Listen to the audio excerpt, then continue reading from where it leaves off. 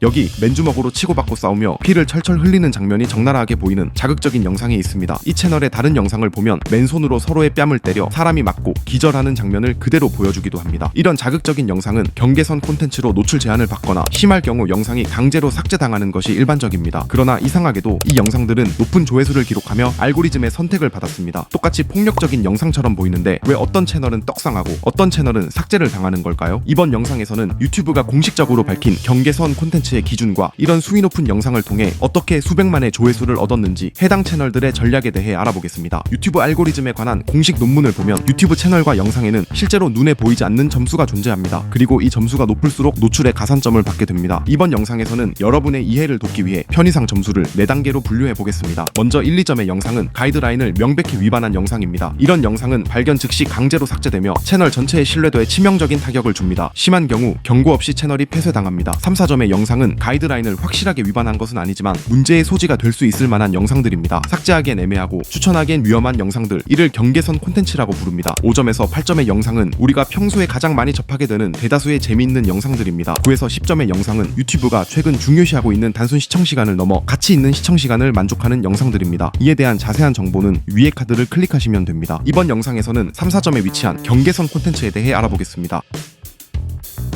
유튜브 입장에서는 이런 경계선 영상들이 가장 골치 아픈 존재들입니다. 1, 2점짜리의 영상들은 확실히 가이드라인을 위반하기에 영상을 그냥 삭제하고 채널을 폐쇄시켜버리면 됩니다. 이런 영상들은 간단하고 확실한 조치가 가능합니다. 그러나 경계선 콘텐츠들은 가이드라인의 경계에서 애매하게 존재하기에 마냥 영상을 삭제시켜버릴 수가 없습니다. 이는 유튜버 CEO 닐 모하니 유튜브는 표현의 자유를 존중한다 라는 철학을 가지고 있기 때문입니다. 따라서 이런 콘텐츠를 강제로 삭제시켜버리지는 않습니다. 다만 그것과 별개로 닐 모하는 모든 영상이 남에게 추천될 권리 또한 없다고 얘기합니다. 한마디로 정리하자면 경계선 콘텐츠는 삭제를 하지는 않지만 대신 추천도 안 시켜준다 라고 얘기하는 것입니다. 실제로 유튜브에는 영상에 대한 권위를 담당하는 팀이 존재합니다. 이들은 경계선 콘텐츠를 직접 살펴보고 페널티를 가하는 역할을 수행합니다. 만약 이에 해당한다고 판단될 경우 시청시간이 아무리 높아도 추천이나 탐색 탭에서 노출을 해주지 않고 검색이나 구독자들의 한에서만 노출을 시켜줍니다. 예컨대 인간의 달 착륙 영상은 조작되었다와 같은 음모론 영상을 생각해봅시다. 이런 영상은 음모론을 믿는 사람들에겐 매우 만족스럽고 유용한 정보를 전달하는 것처럼 보입니다. 그러나 이는 잘못된 정보입니다. 유튜브는 이런 영상은 아무리 시청자 만족도가 높고 좋아요와 댓글이 많아도 그것과 관계없이 그냥 페널티를 줍니다. 또한 유튜브는 이런 영상 하단에 위키피디아나 뉴스 링크를 강제로 삽입합니다. 표현의 자유는 존중하되 다른 사람들이 선동되는 것을 막기 위해서입니다. 경계선 콘텐츠가 받는 제재가 무서운 이유는 유튜브 측에서 내 영상이 페널티를 받았다고 얘기를 해주지도 않고 확실한 이유를 알려주는 것도 아니기 때문에 크리에이터가 이 영상이 왜 노출이 안 되는지 원인을 모를 수 있다는 점입니다. 여기서 한 가지 의문이 생깁니다. 똑같이 자극적인 주제를 다뤄도 누구는 높은 조회수를 얻고 누구는 페널티를 받습니다. 여기에는 크게 3가지 이유가 존재합니다. 첫 번째로 권위 있는 채널들이 받는 면죄부입니다. 공식 뉴스 채널이나 국가기관이 올린 영상은 주제가 다소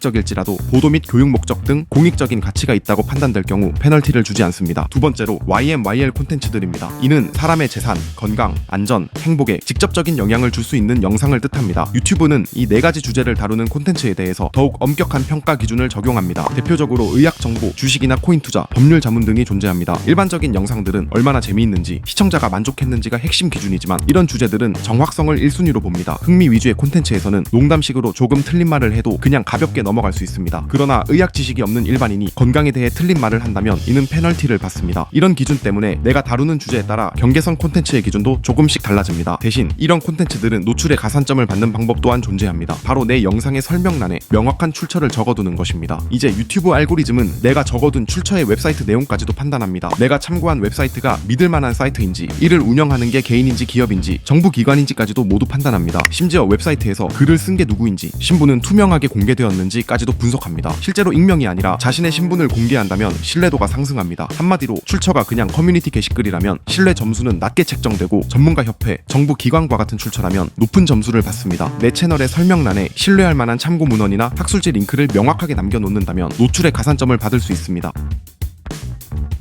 자, 그렇다면 앞서 설명한 이런 유형의 콘텐츠는 매우 폭력적이고 자극적임에도 불구하고 경계선 콘텐츠로 제한을 받기는커녕 어떤 방법으로 떡상을 했을까요? 유튜브는 영상의 의도와 맥락을 매우 중요하게 평가합니다. 예컨대 사람이 다쳐서 상처 입은 모습을 보여준다면 노출 제한을 받습니다. 그러나 이 상처를 보여주며 치료하는 방법을 알려주는 의학 영상은 페널티가 없습니다. 맥락 없이 동물이 살생당하는 것을 보여주는 영상은 제한을 받습니다. 그러나 자연 다큐멘터리에서 먹잇감이 사냥을 당하는 영상은 페널티가 없습니다. 같은 맥락으로 피 튀기게 싸우고 서로의 뺨을 때리며 하며 사람을 기절시키는 영상은 제한을 받습니다. 그러나 그 현장에 심판을 세워두고 룰을 적용한다면 페널티를 받지 않습니다. 이런 요소 덕분에 알고리즘은 해당 영상을 단순 폭력물이 아닌 격투 스포츠 카테고리로 분류하기 때문입니다. 해당 채널은 이 메커니즘을 전략적으로 잘 활용하고 있습니다. 페널티와 떡상 사이의 미묘한 경계선에서 아슬아슬하게 줄타기를 하며 불이익을 받지 않는 선 안에서 자극을 최대치로 이끌어내는 것입니다. 그 결과 오히려 클릭률과 시청 지속률, 참여도 등 영상 실적이 높은 스포츠 영상이 될 수 있었습니다. 유튜브는 이처럼 맥락을 중요하게 판단하기 때문에 다음 4가지 요소 중 1가지 이상을 충족한다면 경계선 콘텐츠 판단에 대한 기준을 완화하게 됩니다. 1. 교육적인 목적이 명확할 때. 2. 공익적인 가치가 분명할 때. 3. 과학적 근거를 기반으로 정보를 전달할 때. 4. 확실한 예술적 표현을 위한 맥락일 때입니다. 당연한 얘기이지만 아무리 의도가 좋더라도 영상의 수위가 너무 높다면 맥락에 관계없이 페널티를 받을 수 있으니 이 점 또한 주의해야 합니다. 만약 여러분들도 다루는 주제가 자극적이거나 논란의 여지가 있다면 알고리즘을 속이거나 우회하려는 꼼수를 쓰면 안 됩니다. 그보다는 이처럼 가이드라인을 정확히 숙지하고 선을 넘지 않는 범위 안에서 최고의 효율을 내는 것이 유리합니다. 이것이 채널의 안전과 영상의 떡상, 2마리 토끼를 모두 잡을 수 있는 유일한 전략입니다. 이상 크리에이터 이지훈이었습니다.